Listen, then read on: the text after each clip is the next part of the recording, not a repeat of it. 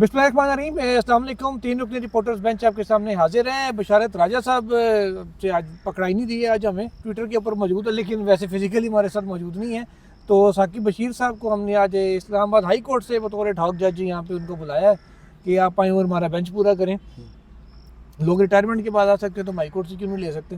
तो मामला भी नजरीन कुछ इस किस्म का है कि जिसपे साकिब इस्लामाबाद हाई कोर्ट में कोई लावा तो नहीं पक रहा। लावा तो जरी सी बात है, मौजूद है ना, लावा मौजूद है, फट भी चुका है एक दफा। फट भी चुका है। अच्छा नाज़रीन, आर्टिकल लीक्स केस के जो कल ऐसे हमने आपको रिपोर्ट किया था उसका तहरीरी हुक्मनामा आज आ चुका है, और जिसमें ये जो 25 मई का ऑर्डर था उसको कहा गया कि वो गैर इनइफेक्टिव हो गया, यानी कि गैर मौसर हो गया। 25 मई का वो ऑर्डर था जिसके अंदर ये कहा गया था कि जो इलीगल सर्वेलेंस है वो till the next date of hearing नहीं होगी। और इस हवाले से कानून बड़ा वाज़ेह है। जो मुख्तलिफ वकला से हमारी बात हुई वो ये कहते हैं कि जब तक सुप्रीम कोर्ट या कोई भी हाई कोर्ट किसी मामले के ऊपर स्टे देती है और अगली डेट ऑफ हेयरिंग पे उसको एक वाज़ेह तौर पे अल्फाज में वापस नहीं लिया जाता तो वो डीम टू बी कंटिन्यू, यानी कि उसका जारी तस्वुर किया जाता है जब तक उसको उसकी ऑर्डर को वापस ना लिया जाए या फिर उस केस का फैसला ना कर लिया जाए। उसकी तशरीह की है इस बेंच ने, आज 2 रुकनी बेंच ने, और कहा है कि ना वो सिर्फ नेक्स्ट डेट ऑफ हेयरिंग तक था, उसके बाद तो वैसे ही इनफेक्टिव हो गए।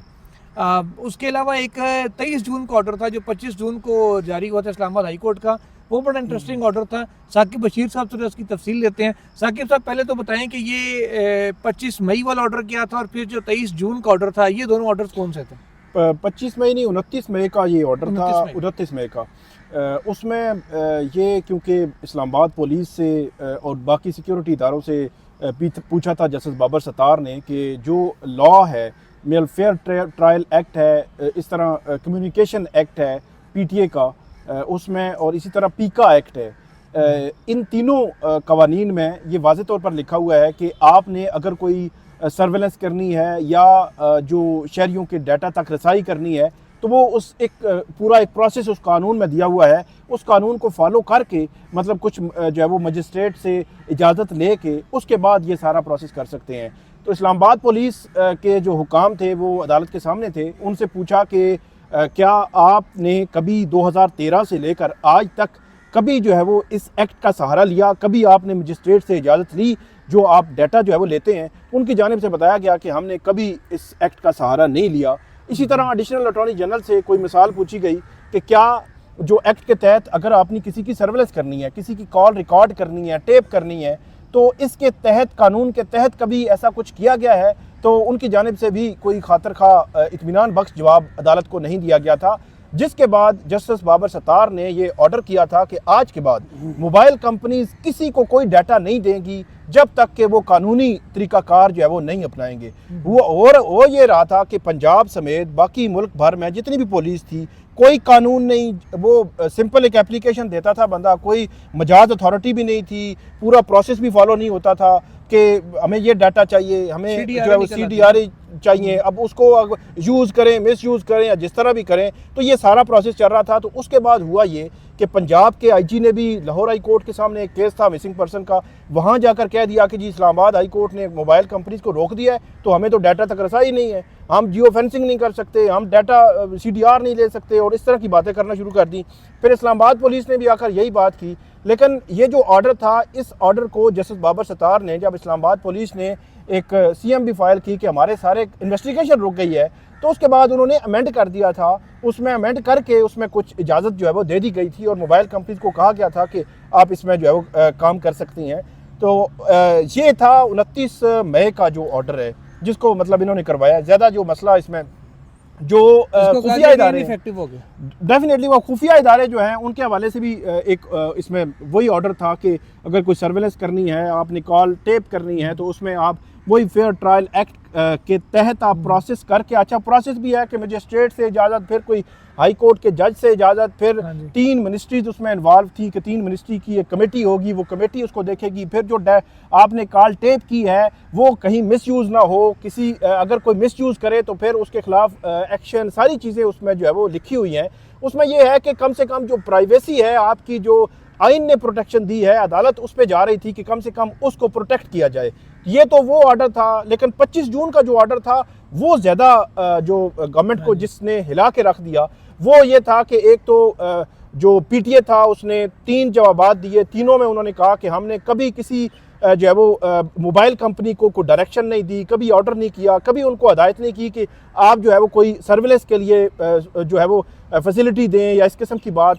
इसी तरह फेडरल गवर्नमेंट, अटॉर्नी जनरल, किसी ने भी पिछले 1 साल में जस्टिस बाबर सत्तार को ये नहीं बताया कि आप जो है वो इस हवाले से कहीं पे जो खुफिया इदारे हैं उनको इस तरह की कॉल टेप या रिकॉर्ड या करने की कहीं इजाज़त बाकायदा तौर पर दे रखी है। लेकिन मोबाइल कंपनीज़ ने जो है वो ये जब जवाब उनका आया तकरीबन 6 माह के बाद, तो वो भी मतलब मुश्किल से रोक रहे थे, मतलब वो कह रहे थे हर हेयरिंग पे टाइम ले रहे थे, लेकिन आखिरकार जस्टिस बाबर सत्तार ने सख्त ऑर्डर किया तो उनका जवाब आ गया। उन्होंने कहा हमने तो पूरा सिस्टम लगा के दे रखा है, लॉफुल इंटरसेप्ट एक जो है वो मैनेजमेंट सिस्टम या इस किस्म का कोई नाम था। तो वो सिस्टम ये था कि मोबाइल कंपनीज ने अपने खर्चे पर वो एक जगह पे एक सिस्टम लगा के दिया था, जिस सिस्टम में 2% जो डाटा है सार्फिन का, पाकिस्तान में मोबाइल सार्फिन का, उस तक रसाई थी।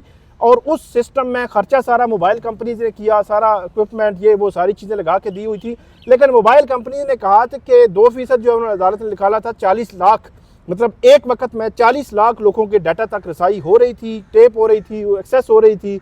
लेकिन मोबाइल कंपनी ने कहा था कि हमने सिर्फ सिस्टम लगाने तक हमें कहा गया था, हमने लगा के दे दिया, 2% वो डाटा तक एक टाइम में वो रसाई कर सकते हैं। और हमें नहीं पता कि उस 2% में मतलब 40 लाख में किस किस बंदे के डाटा तक रसाई की गई है और किस तक नहीं की गई, ये हमें जो है वो कुछ मालूम नहीं है। तो ये एक बड़ी खौफनाक किस्म की चीज़ जो है वो सामने आई थी जस्टिस बाबर सत्तार, जिसकी जस्टिफिकेशन फेडरल गवर्नमेंट नहीं दे सकी। उन्होंने ये कहा था कि ये फेडरल कैबिनेट मतलब प्राइम मिनिस्टर के सामने ये ऑर्डर रखें, फेडरल कैबिनेट के मेंबरान को इनकी कॉपीज़ दें।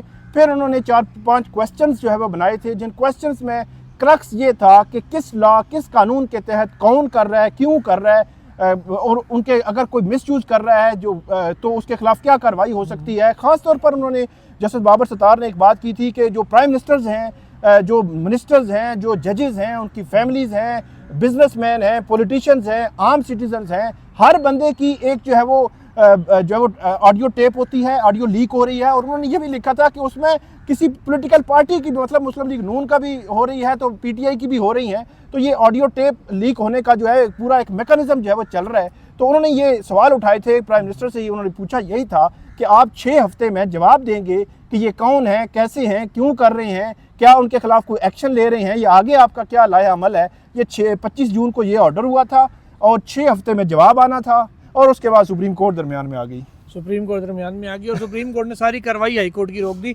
ये कहते हुए रोकी कि जी सच तक पहुंचने की कोई कोशिश ही नहीं कर रहा है, जो पहुंचना चाह रहे हैं उनको रोक दिया जा रहा है, और खुद सारी कार्रवाई रोक दी। बिल्कुल। अच्छा सुहेल साहब, 8 मिनट 17 सेकंड 8 मिनट 17 सेकंड ये सुहेल साहब बड़ा टाइम नोट करके रखते हैं वैसे। अच्छा सुहेल साहब, सवाल अब ये है, जैसे ऑर्डर उन्होंने एक्सप्लेन कर दिए, जो एक को कह दिया इनफेक्टिव है और एक को उन्होंने कह दिया जी सस्पेंडेड है और कार्रवाई भी रोक दी है। अब एक ऑर्डर अगर इनफेक्टिव है तो उसकी हद तक तो इनको कोर्ट को ये कह देना चाहिए था कि जी वो इनफेक्टिव हो गया, तो लिहाजा उसकी हद तक तो पिटीशन डिस्पोज ऑफ है, दूसरे ऑर्डर की हद तक हम कंटिन्यू करेंगे। वो नहीं कहा कोर्ट ने सबसे पहले जो कहना था, जो पूछना था कि फेडरेशन इस केस में अपील क्यों लेकर आई है, कौन सा राइट आपका मुतासर हो गया। कोर्ट ने तो ये नहीं पूछा, ठीक है। सस्पेंशन तो अगला स्टेप होता है ना, कोर्ट ने तो ये भी नहीं पूछा था, बस एक था कि करना है सस्पेंड, उन्होंने कर दिया है। और जैसे साकिब बशीर साहब ने बताया कि वो 40 लाख सार्फिन के सर्वेलेंस हो रही है। आपको पता है कि आप भी सहाफ़त इसी शहर में करते हैं, हम भी करते हैं, पुलिस से आपका भी वास्ता रहता है, थोड़ा बहुत कभी कभार हमें भी पता चल जाती हैं चीज़ें। कोई वाक़या हो जाए किसी के साथ, तो आपको अगर CDR निकलवाना है तो पुलिस क्या कहती है, यार ऑफिशियल खाते में ना कहीं, मैं तुझे मंगा देता हूँ। ये तो हाल है इस मुल्क में, मतलब किसी का आप ले लें। यहाँ पे मैं अब वो बात करना नहीं चाहता, यहाँ लोग जो है ना एक दूसरे की अफेयर टूटने पे लेके फिर रहे होते हैं CDR कि तूने जी ये फलां से भी बात की थी। ये तो हाल है इस मुल्क में। तो इन चीज़ों को प्रोटेक्शन देना जो है ना वो बड़ा ज़रूरी था। लेकिन उल्टा उसमें जनाब सबसे बड़ी अदालत माशाल्लाह, वहाँ से ये मैसेज आया जी कि नहीं जारी रखो। ऑर्डर तो पढ़ लें, ऑर्डर क्या कह रहा है। ऑर्डर कह रहा है कि भाई गैर कानूनी नहीं कर सकते। अब गैर कानूनी नहीं कर सकते कहना था, हाँ जी बिल्कुल ठीक लिखा हुआ है, ये तो ऑब्जर्वेशन है ऑर्डर से ज़्यादा कि नहीं कर सकते। एडिशनल अटॉर्नी जनरल कह रहे हैं नहीं कर सकते। अब आप उसमें जाके एक नई चीज़ खोल रहे हैं कि जी वो अगली डेट पे दोबारा आपने नहीं लिखा ना कि स्टे जारी है, तो वो ख़त्म हो गया है। पहले अदालत डिक्लेयर कर चुकी है और बड़ा बेंच कि जी जब तक वो बाकायदा लिख के विकेट नहीं करेंगे वो स्टे जारी रहेगा, ठीक है। अब इसमें अगर इसको मिला के देखें तो सुप्रीम कोर्ट ने इसका मतलब है जो एक नैब कोर्ट्स को रोका हुआ है कि जब तक तरमीम का फैसला नहीं आता तब तक आपने नहीं देना। उसके बाद जितनी समातें यहाँ पे होंगी उनमें लिखना पड़ेगा कि नहीं देना, या एक दफ़ा लिख दिया तो काफ़ी है। तो आपको नहीं लगता कि ये जो इमरान खान को पाबंदी के या कोर्ट्स को रोकने के सुप्रीम कोर्ट के ऑर्डर के बावजूद सज़ा दी गई है, उसको जस्टिफाई करने के लिए ये सारा किया गया? अब ये आफ्टर थाट होगी ना, ये अब आफ्टर थाट होगी। अगर ये आप ऐसा कर रहे हैं तो इसको तो उसके साथ नहीं मिला के देखा जाएगा। लेकिन कहने की बात यह है कि उसमें तो पीटीआई की कानूनी टीम ने भी तब कंटेस्ट नहीं किया ना, उन्होंने भी नहीं कहा कि जनाब रोका हुआ है तो हमारे केस में खाली क्यों सज़ा दे रहे हैं। अब वो जाके ये ज़रूर कह रहे हैं कि ना दें, लेकिन तब वो नहीं उन्होंने कहा और उन्होंने केस डिसाइड होने दिया। शायद वो भी यही चाहते थे।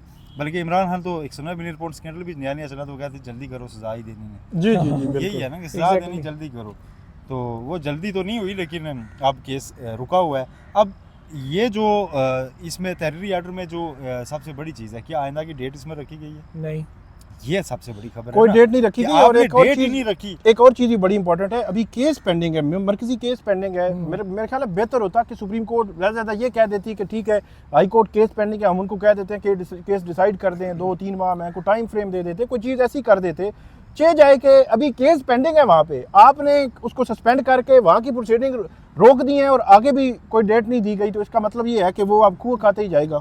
अच्छा, ये होता है नॉर्मली, इसको कहते हैं अबूरी हुक्म या टेक्निकल टर्म में इंटरलॉकेटरी ऑर्डर्स।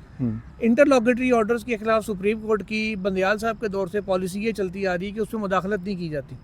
लेकिन जब उमैर नियाज़ी साहब रुजू करें हाई कोर्ट से कि यार इलेक्शन कमीशन यार इंतजामिया चली है तो हमारे 144 के नोटिफिकेशन जारी करते रहे, हमारे एमपी ऑर्डर जारी करते रहे, इनको छोड़ के जजेस लें, उनको कंटेम्प्ट नोटिस इशू होता है सुप्रीम कोर्ट से, और इंटरलॉकेटरी ऑर्डर हाई कोर्ट का सस्पेंड होता है और आज तक दोबारा केस नहीं लगता। यहाँ पे भी ये सुप्रीम कोर्ट ने यही किया है। एक तरफ पॉलिसी ये है, उधर दूसरी तरफ अब जो दिल कर रहे हैं करते हैं। पूछने वाला कौन है साकिब साहब? बस ये बड़ी एक अजीब सी सूरत हाल है। एक तो जो फेडरेशन की जानिब से कल मालूमात भी दी गई, पीटीए भी इसमें फ्रीक था, बाकी भी जो रेलिवेंट अथॉरिटीज़ हैं इसमें फ्रीक बनी हुई थी, और ये इन्होंने पूरा जोर लगाया कि जस्टिस बाबर सत्तार को इस केस से अलग हो जाएं, दूर हो जाएं, ना चलाएं उस तरह, और वो बस एक रूटीन का केस जो है वो लेकर जो है वो चलाएं। वो पीछे नहीं हुए। फिर 4 इदारों की जानिब से उन पर अदम एतमाद का इज़हार किया गया, फिर पीछे नहीं हुए। फिर आर्टिकल 199 का कहा गया कि उसमें आपकी जुरिस्डिक्शन नहीं, उन्होंने पूरी वजाहत की कि किस तरह जुरिस्डिक्शन बनती है। फिर इन्होंने कहा कि आप इन कैमरा प्रोसीडिंग कर लें, आप इन चैम्बर में हम आपको रिपोर्ट दे देते हैं। मिन्नतें की इन्होंने, बार बार वहाँ पे अदालत में कहते रहे। उन्होंने कहा कि नहीं, उन्होंने ओपन कोर्ट के एक तस्वर पे पूरी जो है वो एक वो भी 4-5 सफ़े ऑर्डर में लिखे कि ओपन कोर्ट का कंसेप्ट है असल में क्या। तो वो एक अकाउंटेबिलिटी का एक एंगल भी होता है उसमें। तो वो उन्होंने ओपन कोर्ट जो है वो हियरिंग करते रहे। तो आखिरकार जो है वो तो नहीं रुके और वो बहुत इन डेप्थ जा चुके थे। और अब जो अगला मरहला था, मेरा ख्याल है उस मरहले में फेडरल गवर्नमेंट ने तो आना ही आना था, लेकिन जो एक वो जो सिस्टम लगा हुआ था, उस सिस्टम के जो बिहाइंड द सीन जो कुछ आज तक हुआ है, वो सारा जो है वो मामला खुलना था। कि उन्होंने कहा था कि मोबाइल कंपनीज़ की जितनी भी खतो किताबत पीटीए के साथ हुई, पीटीए की मोबाइल कंपनीज़ के साथ हुई, दोनों फरीक अलग अलग सील्ड इन्वेलप बना के हमें देंगे और सारे डॉक्यूमेंट देंगे कि कौन कौन लोग इन्वॉल्व रहे, कब रहे, कब आपको इजाज़त मिली, किस लॉ के तहत मिली, क्या क्या आपने किया है। तो उसमें ज़्यादा मामला जो है वो खुलने थे। अब बहुत इन डेप्थ चले गए कि जस्टिस बाबर सत्तार, और आखिरकार फिर सुप्रीम कोर्ट फिर आयल हुई है इसमें। अच्छा, सुप्रीम कोर्ट ने सुहेल साहब कहा था कि जी सच कोर्ट ने जाना शुरू किया, कमीशन ने, तो उसको स्टे करवा दिया गया। पार्लियामान की कमेटी ने जानना शुरू किया, उसको रुकवा दिया गया। अब जब हाई कोर्ट जाननी थी, उसको खुद सुप्रीम कोर्ट ने रोक दिया। सुहेल साहब, नेक्स्ट डेट ऑफ हियरिंग भी कोई नहीं है, ठीक है, और ताहुक्म सानी ये मामला चलता रहेगा। और एक चीज़ उन्होंने बड़ी मज़े की आर्डर में मेंशन की है, से कुछ और भी याद है। जी सानी की, उसके ऊपर भी आते हैं। बड़े मज़े की एक चीज़ उन्होंने मेंशन की ऑर्डर के अंदर, कहा है कि जी सुप्रीम कोर्ट ने जब पिछले साल मई में स्टे ऑर्डर दिया कमीशन को, उसके बाद 1 साल हो गया, केस लगा नहीं। अब सिर्फ पिछले सितंबर तक तो चले बंदयाल साहब को जितनी मर्जी गालियाँ आप निकाल लें, सितंबर के बाद से किसके खाते में डालेंगे? एक कमीशन के चेयरमैन साहब के खाते में, एक मेंबर साहब भी यहाँ मौजूद हैं। ये ऑर्डर की कॉपी सुहेल साहब चीफ जस्टिस को नहीं भेजेगी या कमेटी को नहीं भेजेगी कि उस केस को लगाएं? ये तो अब सारी चीज़ें देखिए हो ही रही हैं, लेकिन मैं जिस तरफ आना चाह रहा हूँ उस तरफ आने दें मुझे पहले। कल कौमी असम्बली का इजलास जो है ना तलब हुआ है, जी जी। वज़ीर आज़म साहब ने इसको साइन कर दिया और ज़रा ये कह रहे हैं कि वहाँ पर मुबारक सानी केस ज़ेर बहस होने वाला है। ठीक है, अब सेंसिटिव चीज़ है, इस पर हम बहुत ज़्यादा कमेंट नहीं करते, गुरेज एहतियात ज़रूरी है, और चूँकि सुप्रीम कोर्ट भी इसको रिव्यू करने जा रही है तो इस पर वेट भी कर लेना चाहिए। लेकिन कल आपने देखा यहाँ पे कोई प्रोटेस्ट भी हुआ, अब वो एक बहुत सेंसिटिव और नेचर का केस बन गया हुआ है। अब चीफ जस्टिस काजी फायज़ साहब, आपको पता है गवर्नमेंट के साथ उनकी प्यार मोहब्बत ही था अभी तक ना, कम ही गवर्नमेंट्स को ऐसी खुशनसीबी मिलती है कि काजी ये वक्त जो है ना उनके साथ बिल्कुल ठीक हो। ठीक है, तो इनके साथ तो सब हर तरफ से सत्य खैर है, मतलब पूरा पेज एक था ना। इमरान खान दौर में फिर कुछ ना कुछ अदालतों से चीज़ें रिवर्स हो जाती थी, यहाँ से नहीं। तो अब वो थोड़ा सा दिलों में आया हुआ है कि जी ये क्या इधर क्या हो रहा है हमारे साथ और आप क्या कर रहे हैं। तो कल पार्लियामेंट का सेशन बड़ा अहम होने वाला है, उसमें मेरा ख्याल है प्राइम मिनिस्टर को पॉलिसी स्टेटमेंट देने जा रहे हैं। लेट्स सी पॉलिसी स्टेटमेंट क्या आती है नाज़रीन। कल ये जजेस गेट तक मुजाहिरीन आ गए थे और खुद वापस गए, खुद वापस गए, खुद वापस गए। उन्हीं की जो शज़ोर डाले जिसके ऊपर गाड़ी के अंदर ये थे, उस शज़ोर में जो स्टेज बना हुआ था वहाँ से ऐलान हुआ कि जी वापस आ जाएं, हमने अंदर नहीं जाना किसी के, हम जुमेरात तक का टाइम दे के जा रहे हैं। तो लोग वापस हो गए, बिल्कुल पुलिस रोकने को मौजूद नहीं थी, कोई पुलिस मौजूद थी लेकिन रोका किसी को नहीं। अपनी स्वीट व्हील पर वो जहाँ तक आए, अपनी स्वीट व्हील पर गिरफ्तारी कोई नहीं हुई, वैसे गिरफ्तारी को छोड़े, FIR भी अभी तक इंदराज की पुलिस की तरफ से कोई खबर नहीं आई हमें कि FIR उन्होंने दर्ज की हो। ना NOC किसी ने लिया ना किसी ने दिया, पर पता नहीं ये मतलब क्या हो रहा है। और ये वैसे तनकीद अपनी जगह साकिब साहब, इंतहाई ख़तरनाक रुझान है कि सुप्रीम कोर्ट के दरवाजे तक आ गए। एक दफ़ा PDM को आपने दरवाज़ा खोला था, अब दरवाजे खुल गए हैं तो अब देखते रहें, अल्लाह माफ़ करे। ये मतलब लकीली कल चीफ जस्टिस काजी फायज़ी साहब यहाँ मौजूद नहीं थे जब ये वाक़या हुआ, आज वो आए हैं सुप्रीम कोर्ट में, इस वक्त मौजूद हैं।